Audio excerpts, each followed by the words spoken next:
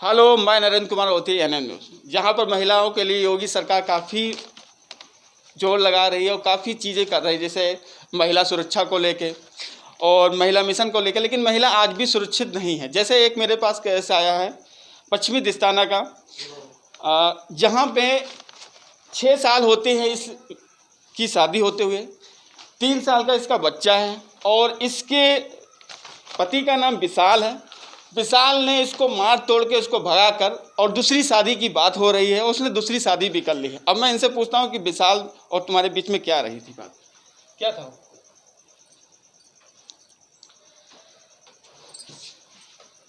जब शादी हुई थी जी। तब सब कुछ सही था, एक साल तक सही चला, ठीक है। उसके बाद उसने मतलब उसके घर जाना शुरू किया तो मेरे पड़ोस की लड़की है वो? हाँ, पड़ोस में ही बिल्कुल रहती है, आगे थोड़ा मकान है उसका। अच्छा, उससे चक्कर कितने साल से चल रहा है उसका? तो वो तो बता रहा है कि 14 साल से चल रहा है। तो फिर तुमसे शादी किसने की? वो कह रहा था मेरे बाप ने जबरदस्ती करवाई शादी। तुमको बताया था उसने? और क्या, ये वो कहानी तो हमें नहीं पता थी, इतना कुछ नहीं पता था। हाँ। और जब भी वो घर में मार तोड़ करता हमसे, पापा से भी, पापा हमारे सही थे। तुम्हारे ससुर? हाँ, वो हमारे ससुर सही थे, वो हमारे ही पक्ष में रहते थे। इसीलिए 12 तारीख को इसने उसको ले जाकर कहीं शादी की और ये वहीं से फ़ोन कर करके कह रहा था कि हम मतलब शादी करके घर पे ही आएंगे। उन्होंने कहा घर पे मत आओ, तुम कहीं भी जाओ, लेकिन इसने कहा हम आएंगे तो घर पे ही आएंगे। हम लोगों ने दूसरी बीबी को लेके? हाँ, तो पूरे घर ने इससे यही कहा कि हम घर में नहीं आने देंगे, तुम घर के बाहर जहाँ मन हो वहाँ जाओ, पर ये कहीं नहीं गया, ठीक है। इसी चलते पता नहीं किसने उनको जहर दिया, वो घर से बाहर निकले, वहीं से उनको मतलब जहर खा के आए, घर पहुँचे। जब घर के बाहर पहुँचे तो पता चला कि इन्होंने जहर खाया है, जबरदस्ती फिर ले जाकर। जहर किसने खाया था? पापा जी ने। तुम्हारे ससुर ने? हाँ, उन्होंने जहर। वो तुम्हारा पक्ष रखते थे? हाँ, वो हमारे साइड में रहते थे हमेशा। वो मारपीट होती तो वो हमेशा हमें बचाते थे और उनसे भी बिंदा बिंदर हो जाती थी, बहुत मारपीट हो जाती थी। और ये अपने आप लड़के और बाप में झगड़ा होता? हाँ, लड़के और बाप का झगड़ा होता था। अच्छा। हाँ। तुम जब वो दूसरी शादी करके ले आया तो तुमने विरोध किया? हमने विरोध किया, फुल किया, पापा सबको बुलाया, घर में सब लोग गए। लेकिन उसने नहीं माना, उसने कहा हम लेकर तो घर पे ही आएंगे, चाहे भले हमको मार डालो। अच्छा। हाँ, शादी कर ली उसने? शादी उसने कर ली। हाँ, उसकी बीवी कल गई थी वहाँ कोतवाली। देखिए, इनका नाम जूली है। इन्होंने 6 साल पहले शादी की थी। 6 साल शादी के दौरान उसका अफेयर किसी से बता रही जैसे चल रहा था, 14-15 साल। और फिर उसने अपनी मस्जिद पे पूरा हुआ और उसने अपनी मंजिल पूरी की। उसने अपनी बीबी को शादी होने के बाद भी उसने अपनी गर्लफ्रेंड से शादी कर ली है और वो भी कह रहा कि मैं उसको अपने घर रखना चाहता हूँ। जी। अच्छा, उस दिन कल वाले दिन क्या आपको किस हिसाब से भगाया था? मुझे भगाया था घर में, मतलब कि दारू पी के इतने नशे में था कि पूरा घर तोड़ फोड़ कर रहा था। तो हम साइड हो गए, हमने कहा कहीं हमको देख लेगा, मारे पीटेगा।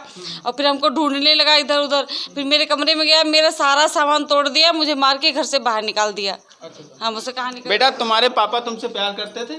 नहीं। अच्छा, मारते थे तुमको? हाँ, क्या करते थे? मारते थे, बता दो।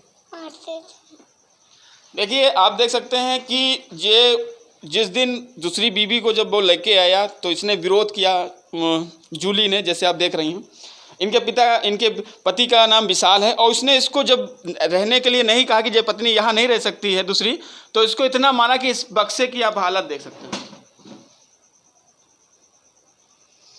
जहाँ पर योगी सरकार, जहाँ पर महिलाओं की सुरक्षा के लिए इतना कुछ कर रही है, वहाँ पर महिलाओं को सुरक्षा की बात छोड़ो, लोग घर में ही उसके दुश्मन बने हो, जैसे इनके पति।